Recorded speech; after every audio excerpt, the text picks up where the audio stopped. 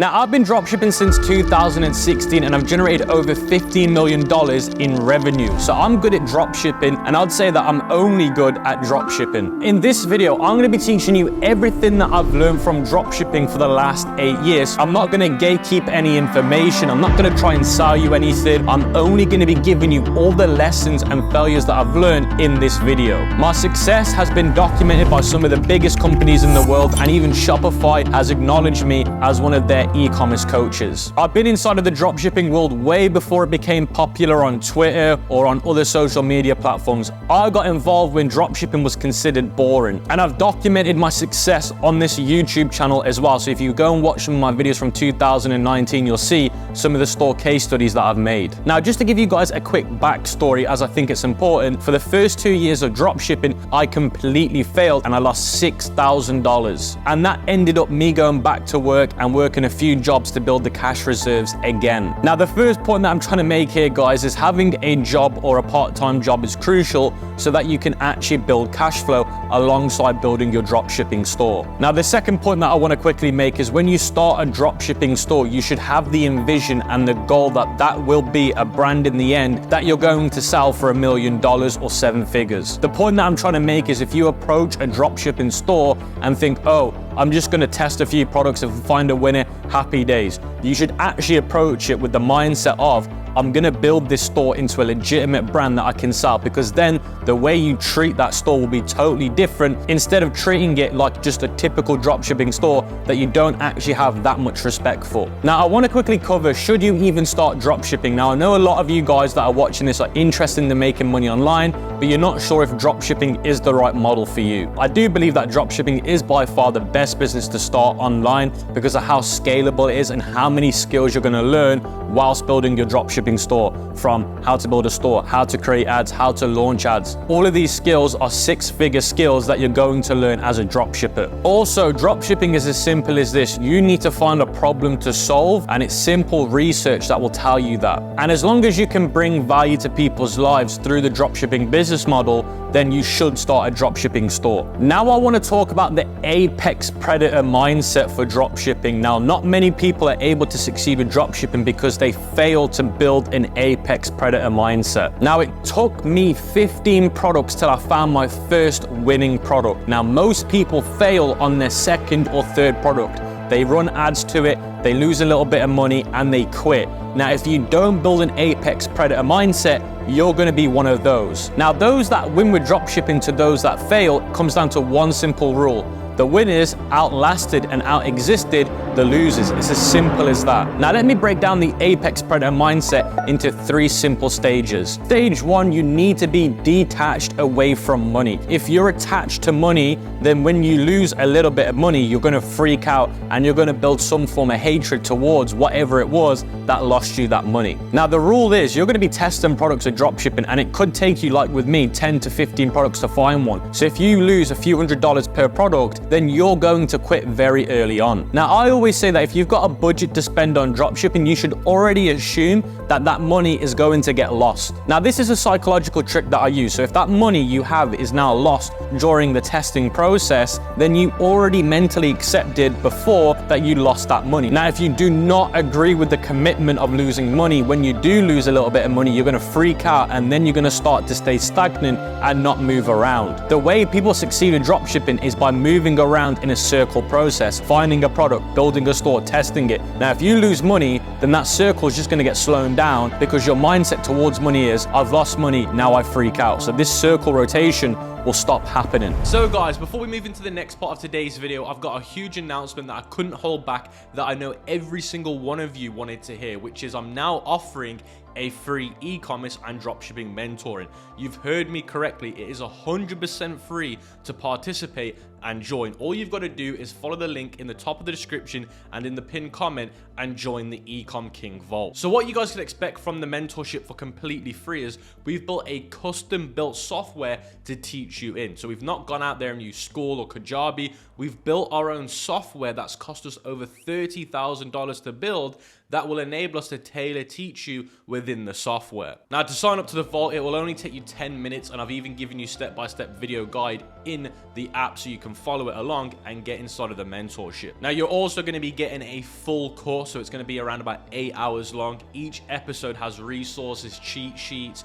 You've also got a private Discord community. We even do live calls between once and twice a month, so you're getting basically group mentoring for completely free. It does cost us a lot of money to run the vault and manage it, as we're having to pay for staff and we're having to pay for the software to keep using it, but I do believe that it will change a lot of people's lives if they take action with all the methods and teachings that we offer. With that being said, guys, let's get straight back into today's video. Now, the second thing to become an apex predator dropshipper is by having marketing skills. Now, marketing is a form of psychology. So unless you understand how people buy your products online due to a consumer, then you will not succeed. You need to invest time to understand how marketing actually works and how to be better. Most dropshippers come along, copy their competitors, and assume that they're going to win. By you copying people, are you actually learning how to market? No, you're not. You need to be able to look at your competitor and say, this is where they've gone wrong, this is where they could improve, and then you will go back into the market by improving those things and then getting the reward from it. Now, the last thing you need to become an apex predator dropshipper is a persistent game plan. So you need to be able to have a long game plan for at least 1 to 2 years, and you need to be able to just consistently work through it. You don't want to stop for a month and then carry on, because you'll lose momentum. Momentum is honestly so important,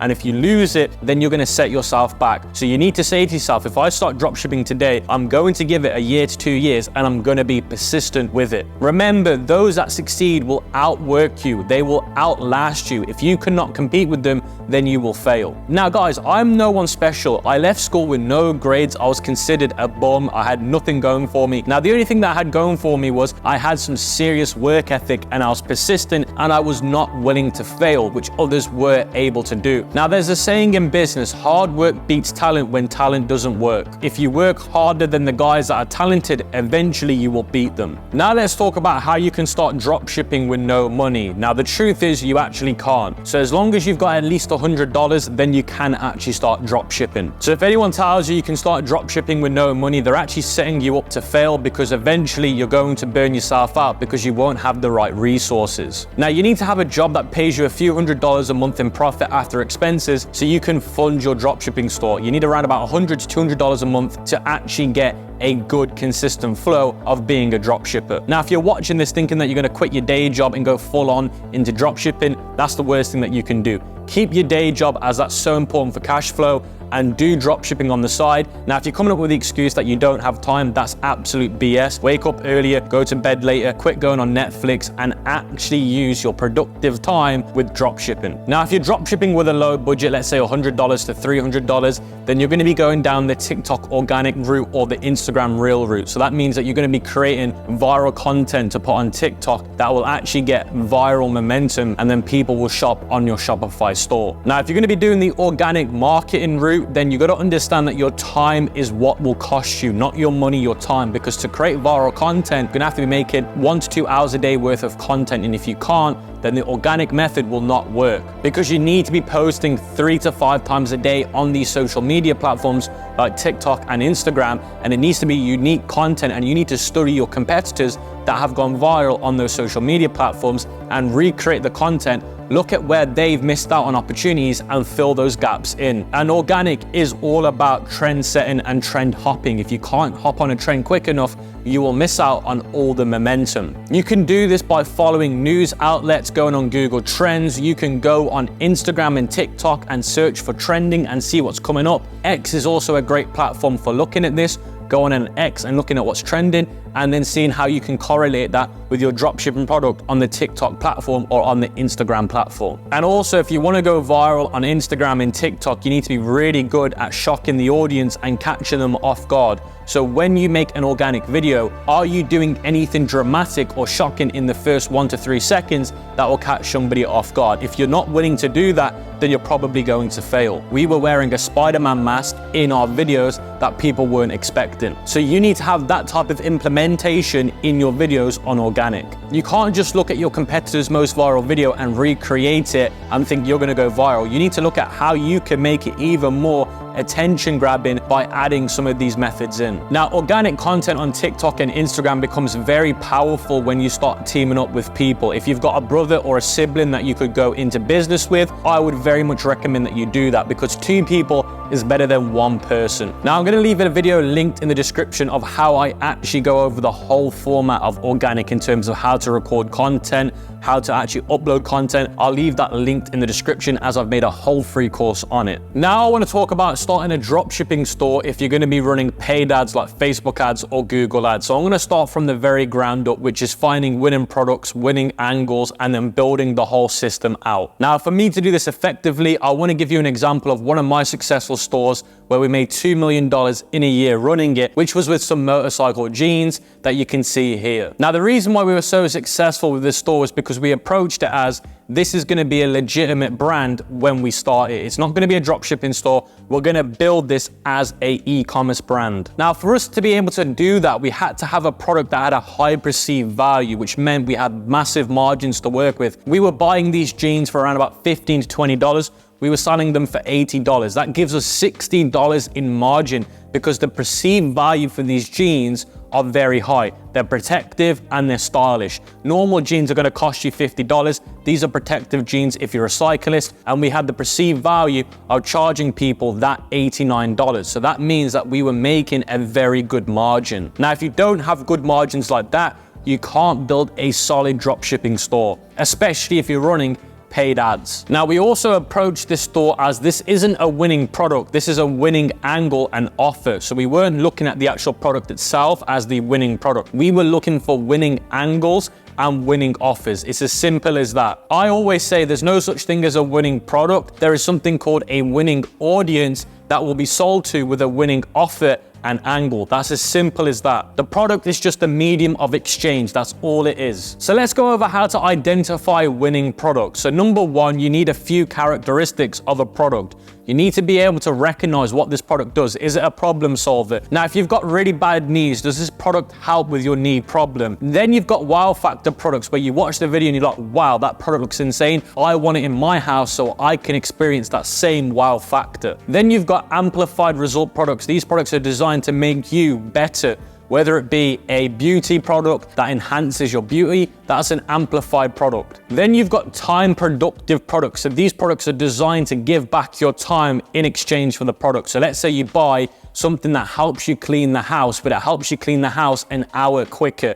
That is a lifestyle increase and boost that you can sell to people. You also want to look for products that are very simple to understand. You don't want to have a product that is overcomplicated for the consumer to understand, so that when they see the ad on Facebook, they're there trying to work out what this product is, what it does, what is the problem solver behind it. It should just be, I watch it for 3 seconds, I know exactly what it does, and I want to buy it. That's how simple your product should be when it comes to showing it in action. Now I want to cover the product research methods that helped me find 7-figure products. Now, most of these are not paid. I'm going to be going through all the free methods first. Now, the first part of product research you have to understand is you need to find valid databases to find these products. Now, a valid database means it's a place where you can go to see products that you can then research later on. Now, my favorite ones is the AliExpress Business Center. So if you log into AliExpress and go onto the actual account info, you're gonna see AliExpress Business. You click that, then AliExpress actually turns into a place for dropshipping business owners. The actual AliExpress website is not for dropshippers, it's actually for consumers. So if you go to the AliExpress Business Center, that is now for a business owner like you that is a dropshipper to find your next winning product. Now, that doesn't mean the product is a winner, that's just you choosing a product from a valid database. Now, before I move on to the other databases that you can use to find valid products, we need to be talking about momentum going for these products. Now, I like to sell products that have already got natural momentum due to events or special days that are coming up. Now, you can go to websites like calendar.com where it shows you all the most important events coming up in the next few months. Now, for this strategy to work, you need at least 3 months before the event actually starts.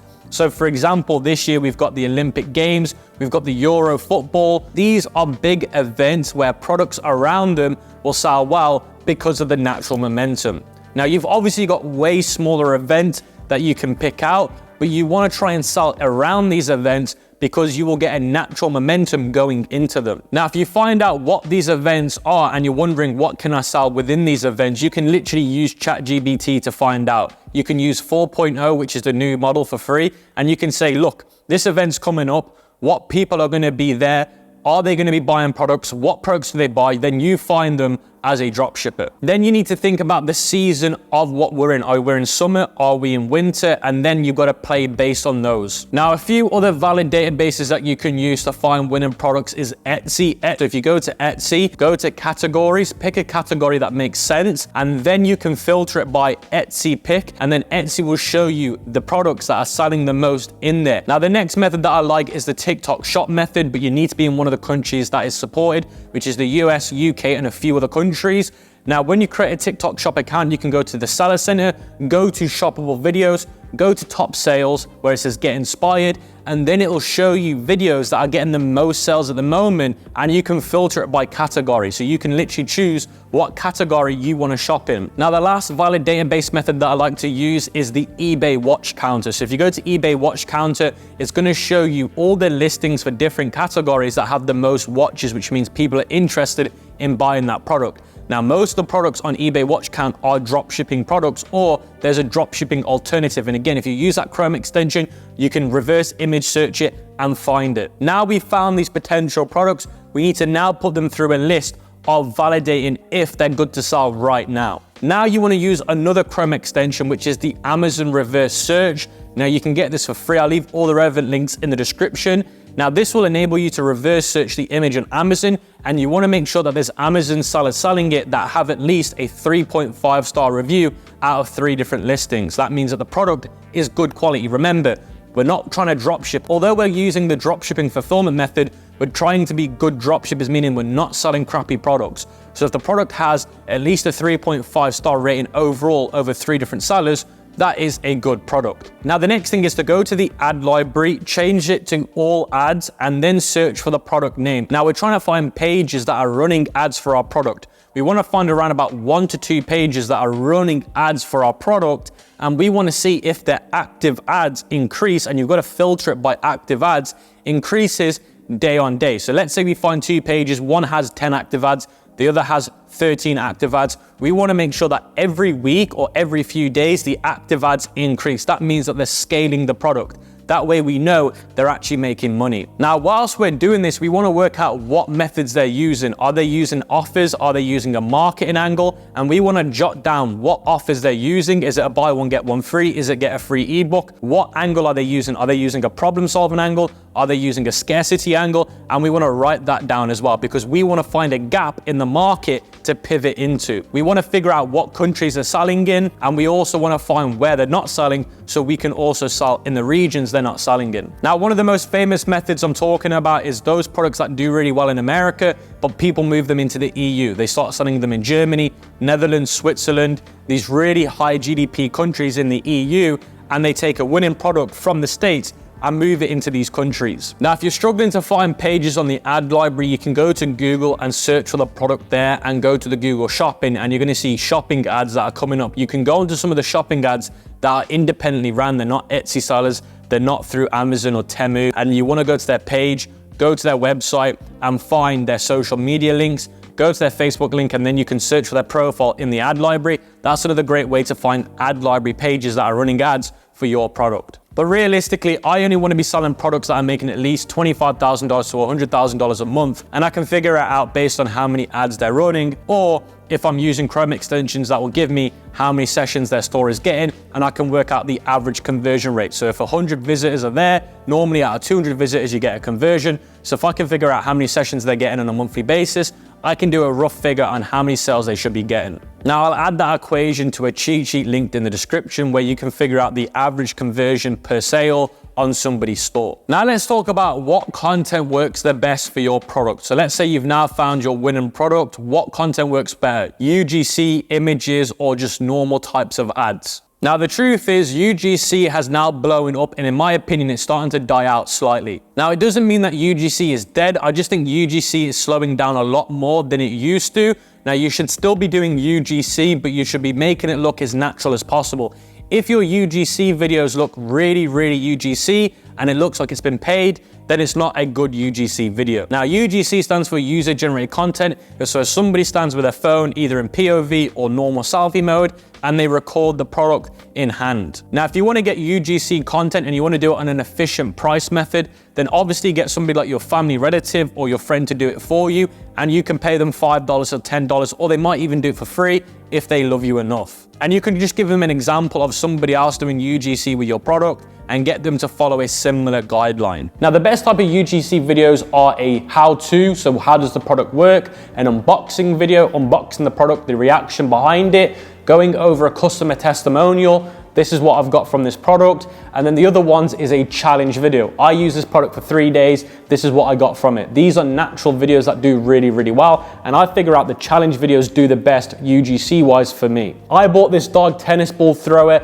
and I no longer have to throw tennis balls for my dogs whilst I'm working at home. The machine does it itself, etc., etc. Those types of videos do really well. And then you could say, I've been using it for the last 10 days, and I've realized that I am not wasting 2 hours a day throwing a tennis ball for my dog. This is a really crap example, but you get the idea. Now, you should be testing UGC content alongside image ads. I find that image ads can work really well, whether it be a single image, a carousel, so that's 3 or 4 different images, and you want to be trying lifestyle images, feature images, which is a product image, but with loads of arrows pointing to it, explaining the different features, test and blank images where it's the product with a blank, and then you can use AI tools to change the backgrounds to make it look cooler. These types of images work really, really well. Now, you should also be trying normal types of videos. So these aren't UGC, these are your typical one-to-one videos, and they are not a UGC type of video. It's like a professional ad. So it's like the old school types of dropshipping videos. You also want to be trying those, as they tend to work really, really well. Now, the editing softwares that you should be using to edit your videos is companies like CapCut. They're free to use.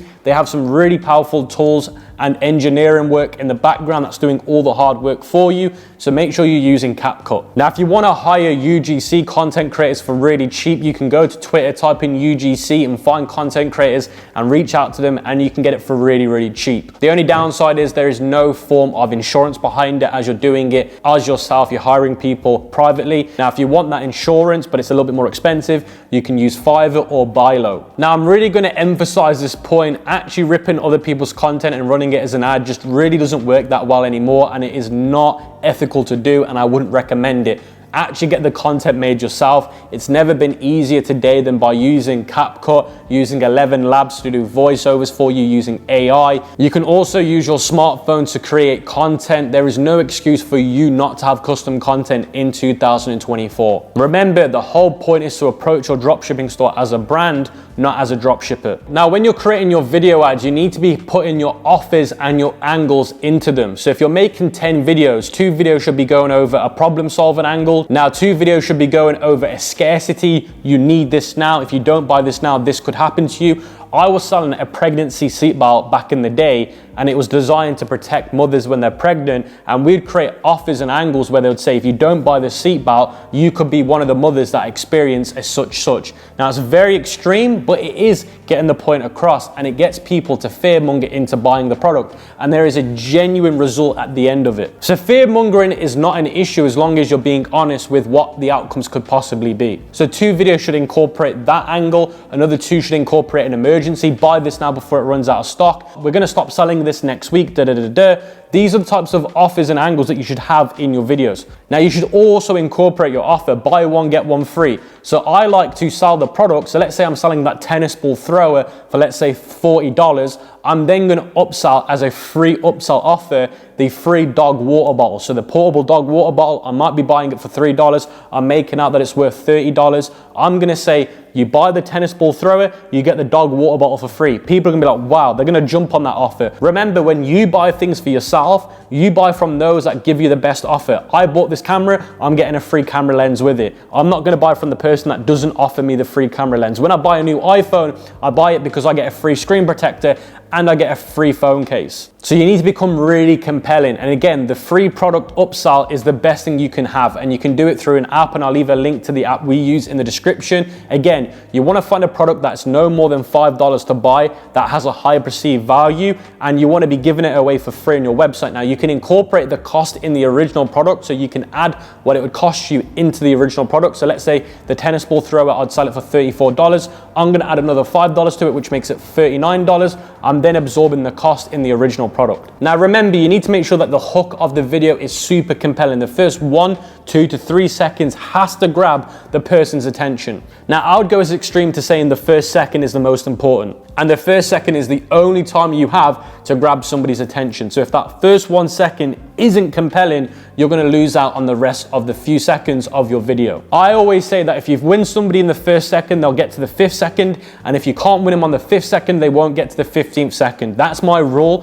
when it comes to creating videos. So you have to design your video so that the first second is the most compelling, then the 5th second is, then the 10th second is. You have to keep people going throughout the video. Now let's talk about paid ads. Everyone asks, what platform should I advertise on? Facebook, TikTok, Google. So let me clarify what you should be doing. Now, when you're testing dropshipping products, you should always be testing them on Facebook and on TikTok.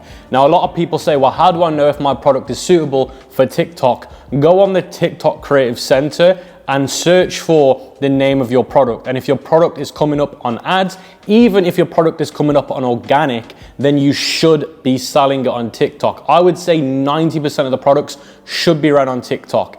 Now, when you test your products on Facebook versus TikTok, you should be giving it 1 to 2 days. Now, normally when you test products of dropshipping, you give them around about 1 to 2 weeks till you find out if they're suitable to be scaled or not. Now, in the initial testing phase, your first 1 to 2 days, you should be running them on both platforms. Now, after those 2 days, you're gonna see which platform is more suitable and more profitable or more beneficial for your product. You can calculate that based on views, CTR, link clicks, add to carts. You're gonna see a significant platform which is better. Now, if you don't, you just keep running them till you find one. Now, obviously people are gonna say, well, what about the budget? You're gonna be splitting the budget evenly between the two platforms. So if you're gonna be spending $100 a day, do 50 per platform. Now, if you've got a bigger budget, do 100 per platform. And again, within the first 2 days, 80% of the time, you're gonna figure out which platform is better for you. Now, let me get into a little bit more of the nitty gritty side of the ad setup. So let's say you're running Facebook ads. How should you do your targeting? How should you do your layout? Now, to be honest with you guys, the most important thing to know right now is broad targeting works the best. You shouldn't be putting interests in there. The only thing you should be putting in your ad sets is the countries you want to target. Everything else, like who you want them to be seen to, should be left completely broad. Facebook's machine learning is so good now that your creative will do all the work. So if your creative mentions that you want to help dog owners, Facebook will realize that and serve it to a dog owner. So go as broad as possible. Obviously target countries. Now with Facebook, I always say start with the top 15, which is the US, UK, Australia, New Zealand, and Canada, then the top countries in Europe, Switzerland, Norway, Netherlands, etc. So those are the countries you should start with. Then you should slowly narrow them down to whatever's working the best. Now, if you find out that Europe's performing better than, let's say, North America, then just go for Europe and just narrow down to the Europe market. Now, the most important part of your ads, like I said, is the actual ad itself, not the campaign, not the ad set, the actual ad. Now, you should be testing around about 5 ads per campaign or per ad set. So what you want to do is you want to be testing the variations out, the offer, the marketing angle should all be tested in different ad sets. So ad set 1 should be for offer 1. So the ad along with ad set 1 should be for offer 1. So whether it be you doing a buy one, get one free, whether it be the scarcity angle, each ad set, the ads correlated to that ad set should be different offers. So ad set 1 will be for the scarcity, marketing angle plus offer 1. And then ad set 2 will have marketing angle 2 plus offer 2, whichever one you've got. Now you might be thinking, how am I gonna split test the offers on my landing page? I'm gonna get onto that a little bit later on, how you can actually do it correctly. Now, this is the kind of stuff no one really talks about, but this is what the big 7-figure and 8-figure guys and 9-figure guys are actually doing, like myself. So if you appreciate the value, guys, smash the like button. I'm not gatekeeping anything here. So guys, before we move on to the 6th product, I want to go over something very important. Now, a lot of people ask me about SEO and how I do my SEO for my e-commerce and dropshipping stores. Now, I use this app, which is really helpful, called SearchPy SEO Booster. They do have a 7 free trial that I'd recommend that everyone gets. That way you can try it out. Use some of the suggestions that they give you to increase your SEO. So once you get the app, it's going to give you this dashboard, and the whole purpose of the dashboard is to give you ideas and suggestions to increase the on-site SEO and to give you some ideas like meta tags, alt tags, URLs, etc. And then once you do the to-do list, it will then show you the overall completion and SEO score. And the goal is within a few months, your SEO rankings will get better. Now, there's a lot of benefits of SEO. Number one, it's going to be organic traffic, meaning that every sale that comes through is basically 100% profit. Then if people search for your brand on Google, they're going to find yours, or if they search for your product name, they're going to find yours first. And these are one of many few really important benefits of having good SEO. Now, you can see here it gives you some examples of how your product would list on Google if you were to rank for certain keywords and certain names for the product. And you can see here, this is an idea of what you can look at when it comes to ranking for the name of your product or the actual niche for your product. Now, something really important is this isn't just one of those basic SEO apps. They're going to give you some really advanced tools and tricks to increase the chances of you ranking very high for your product. And you can see here it's got 4.9 star reviews, and the reviews are based on 3,300 people. And I've been using this app now for around about a year and a half, and I've been loving it for my e-commerce brands and dropshipping stores. So if you guys want to get access to this app for 7 days for free, make sure you use the link in the description, as it will help with your SEO journey. So going back to what I was saying, so you want to make sure that your ad set has those offers to them and the angles. Now, you might not get to 5, you might only get to 2 or 3, but the minimum should be 2 ads per ad set, and each ad set has a unique offer along the ad. Now, your ad copy within the ad should make sure that you correlate the copy in there related to the offer and the angle. So the ad copy for ad 1 might be a scarcity tactic, so you need to mention scarcity words in the ad copy, and you need to mention the offer in the ad copy. Buy one, get one free, use the link below, etc., etc. You need to correlate that all within the ad. Now, in terms of how you should be running your ads in terms of account structure, I'd always recommend an agency account if you can afford it, or you can get one. You can go to companies like Scale Affinity that I've used many times before, or you can go to the black market and buy one. An agency ad account will allow you to have a bigger spending limit, you'll get less restrictions, and you typically don't get any issues with Facebook. Or you can just use a normal account and you'll have to season it over a month to get the spend up, but you can always run into issues when you try and scale it. So always use an agency account if you're going to be going aggressive with your ads. Now, my full Facebook ads tutorial will be linked in the description if you want to watch it. Now, in terms of TikTok, it's the exact same principle again. Leave it broad, the ad does all the work. Now, I actually use the Smart Creative tool inside of TikTok ads. So when you get to the ad level, you can turn it on, and that will allow you to run loads of videos per ad group, and you can add loads of different texts, loads of different ad copies under one ad. So I would recommend that you use that strategy and you literally take the Facebook idea and move it into TikTok. Now, in terms of using other platforms like Google, Snapchat ads, and these other platforms, I would only recommend that you use them once you find success with at least one platform with your product within the first 2 weeks. So let's say Facebook does really well for you, you're able to get it profitable, then you can start testing Google, Pinterest, and these other platforms. Your principal platforms are Facebook, TikTok. Without those, you should not be diversifying on other platforms. You're gonna get too distracted, and then you're gonna find yourself all over the place. Now let's talk about suppliers for your dropshipping store. Now, your supplier is everything to your business. Remember, you're dropshipping, you're using a fulfillment method called dropshipping that is helping you take less risk. Now, although you're taking less risk as a business owner, you're putting your trust into the supplier and the supply chain of your business, because you've got no control once it's in their hands. You can only trust who you go to. Now, you should not be using AliExpress in 2024. That is just way too old now to be using. Now, you've got platforms like Zendrop, CJ, and these other companies. These are actually middlemen. They're not the actual direct supplier. Some of them have their own warehouse where they do actually have their stock, but a lot of them partner with other companies and they're just the middlemen. Now, there's nothing wrong with them doing that, because what they do is they actually take on the risk, which means you don't take on the risk. So for example, the supplier that I use is Zendrop, and I love them because although they're the middlemen, they do have their own warehouse, and then that way they're insuring everything for me. So if the product has an issue, they're gonna take the hiccup. They're gonna pay me the money if the product needs refunded. So if the customer gets something that doesn't meet the description or it breaks, I will get a refund. Zendrop are also not based in China. They're a Western company, which means everyone I speak to speaks English. They also have automatic fulfillment. They have an amazing customer support. They allow you to do branding from the get-go, so you can have a nice message card in the packaging.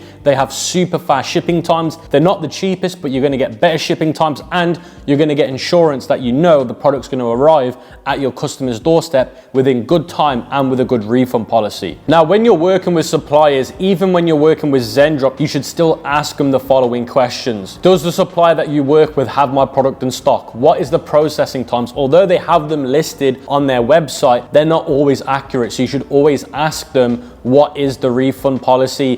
What is the shipping time, although it says it on the landing page? Can you get me a better price on this product? Why is the pricing such and such? You should always ask your questions and do your due diligence. Now, once this video hits 2,000 likes, I'm gonna put the ultimate cheat sheet in the description that will give you all the questions to ask suppliers when you work with them. Now, all the other valuable things throughout this video that I've mentioned, all the information like cheat sheets will be added to that master cheat sheet. Now, you should be using Zendrop when you're doing around about 10 to 100 orders a month, and even up to around about 300 to 500 orders a month. Now, once you get past that, you want to be working with agents, 3PLs, which stands for third-party logistics. You want to have your own supply chain in-house. That way you're ordering products in bulk. That way you're going to get them cheaper per unit. You're going to get a better price. You're also going to get faster shipping because you're using a 3PL that owns to you. That way you're sending products out very quickly to your customers. The point I'm trying to make here is you do not want to be set in stone with the dropshipping business model. The dropshipping business model is for you to test as a business owner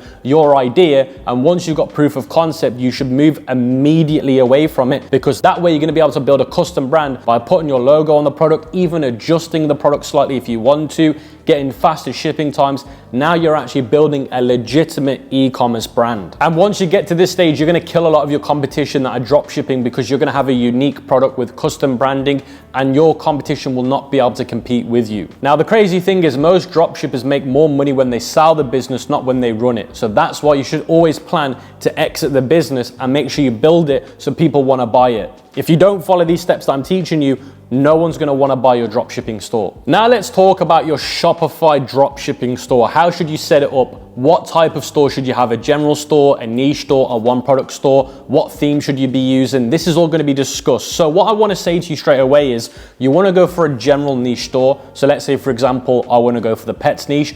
I'm gonna be selling any product in the pet niche on my store. And the reason why we wanna do this is because the store will look branded and I can sell a wide range of products within that niche. So it's gonna be easy for me to test aggressively. Again, the success to dropshipping is being able to test lots of products fast and efficiently within one store, and then the pixel data is going to contribute to all the other products that you've got on your store. So in my opinion, the best stores to create are general niche stores. I would actually recommend that you all use my AI builder. It's completely free to use. I've invested $50,000 to get it built. It's completely generative AI. It's not one of those pre-built stores. We actually use AI for you guys to get your store built. That way it's going to save you so much time when you use it, and that way you've got a good base of a store there and you can make some adjustments to it. It's going to do most of the hard work for you, and then you come in and make some slight changes. So make sure you use the AI store builder. It's a no-brainer to use and it's completely free to use as well. Now, if you don't want to use the AI builder, which would make no sense to me, then you want to go and use a theme. Now, some of the best themes to use is one of my themes, which is called ECOM, which will also be linked in the description, or you can use something like the Shrine theme, which we've been using use them for a while, which is very, very good. Now, the shrine theme isn't free, but it is a very, very good theme. So I'd recommend it, and it does a lot of the hard work for you.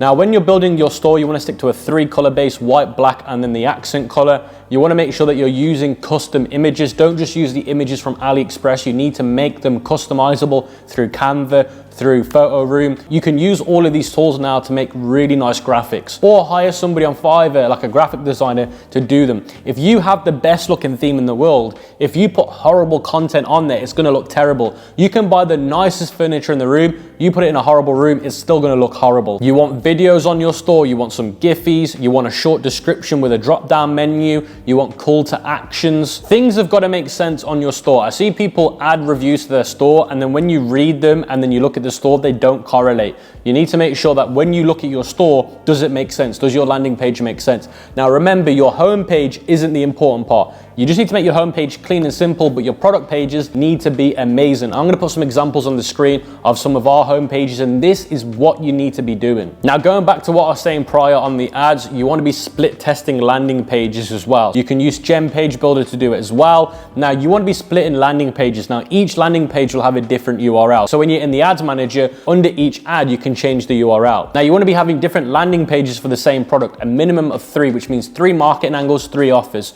So landing page 1 will look the same. The only difference is the offer and the angle. So when you do your descriptions, your features, you're targeting that one angle. Now, this is what the best dropshippers are doing when they test products. Don't get me wrong, it takes time. It does invest a little bit of money, but it's definitely worth it. This is what's gonna separate you from the average dropshippers to the professional dropshippers. You also wanna make sure that you've got email marketing set up. You wanna make sure you've got text message marketing set up. You wanna make sure you've got something like Tidio live chat set up. These are all great ways to reconvert the traffic already existing on your site. But honestly, too many people overcomplicate the site setup. They make it too over the top. They get flustered, they get stuck, and then they don't want to carry on. The site should look simple. It shouldn't even look like a dropshipping store. If you go to your store and it looks like a dropshipping store, you failed. That's as simple as it. Again, if you follow what I teach you on how to build a store, again, I'll leave a link to that in the description, you should be fine. The problem when people build a store is they get lazy. They don't want to create custom photos. They don't want to make a little bit of stuff in Canva, maybe a bit of Photoshop. They just want to use what's already existing and it looks terrible. They don't want to invest a little bit of time and money into split testing landing pages. If it gets a little bit technical, they say, oh, I don't want to do it, it's too hard. These are the things that you have to do and you have to compromise on. Now let's talk about hiring and outsourcing your dropshipping store into an actual business. Now, the first thing that you'll outsource as a dropshipper is the customer service. People that reply to emails, people that communicate with the supplier to make sure things get paid and the orders are going out correctly. So that's customer service. So that's the first thing that you're gonna hire, which is a VA, virtual assistant. Now, these can cost you between $200 and $500 a month, and you can hire them on Upwork, Fiverr, or even in some Facebook groups, you can find some really good VAs, and in some Discord communities. But that should be the first hire that you ever do. People that reply to emails, check up with the suppliers, even pay the suppliers on those invoices. Then the next thing that you're gonna probably hire is a creative strategist, graphic designer, and video editor. So these are people that will be in-house, that will edit your videos for you, edit your images for you, so that you can create stores really quick, or you can test new products more faster and efficient. For example, in all of my new dropshipping stores that I run, I don't do anything. I just do the product research, then the VA will build the store, they'll create the graphics, they'll create the branding, then they will create the videos for me. I literally only do the product research and the media buying. That's the only 2 things I do right now. That way, as a high-level dropshipper, I can test products very fast and efficiently, and once I find a winner, I can scale it very quickly. The next thing that you might wanna outsource is a media buyer. So that's somebody that runs your ads for you. Now, in my opinion, a media buyer should be the last thing that you hire, and you don't have to hire them. The good thing about a media buyer is if you want to take a step away from the business and be less hands-on, they can do the media buying for you. So they run the ads for you, they kill, they scale, they can do manual bidding. Now, typically when you hire a media buyer, you want to make sure you got an SOP set up. So if you know what works for your business, you create a document that shows them how they should be operating the ads for you. They just come in and do it for you. So it's really important that you hire the right media buyer. Now, anyone that actually does good numbers will tell you this is the hardest hire in the world. Finding a good media buyer is extremely hard.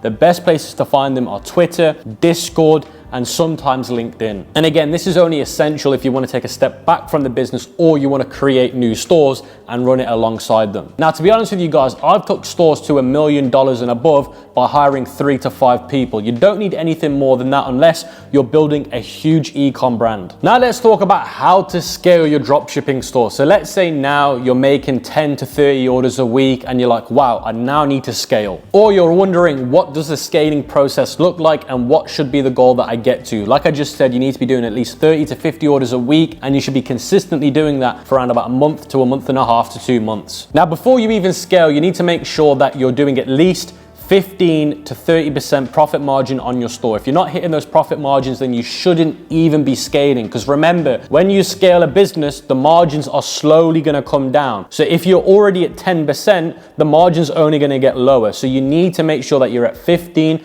to 30% margins. And then if it slowly goes down to 20, you're still doing okay. Now, other things to bear in mind is if your CTR, like your click-through rates, aren't good on your ads, you should not be scaling. If you haven't got an efficient tracking method set up, so you can use apps like Beprofit that'll track all of your costs to help you figure out if you are hitting those targets. And you can use things like TaxJar to help you with your taxes. So these types of apps are crucial when you get to the scaling process, Beprofit and TaxJar. You need to make sure your numbers are squeaky clean. Hire an accountant as well or a bookkeeper. These are absolutely crucial. Now, I hope at this stage that you're already doing some basic tracking methods on your ads like UTMs, but you need to be using a software like Hyros or Northbeam or Triple Whale. This is going to help you track your attribution by around about another 15 to 25%. Now, these apps are not perfect, but if you're scaling your ads, anything to increase conversion or tracking results is going to help. Now, if it helps you track your results better by even 10%,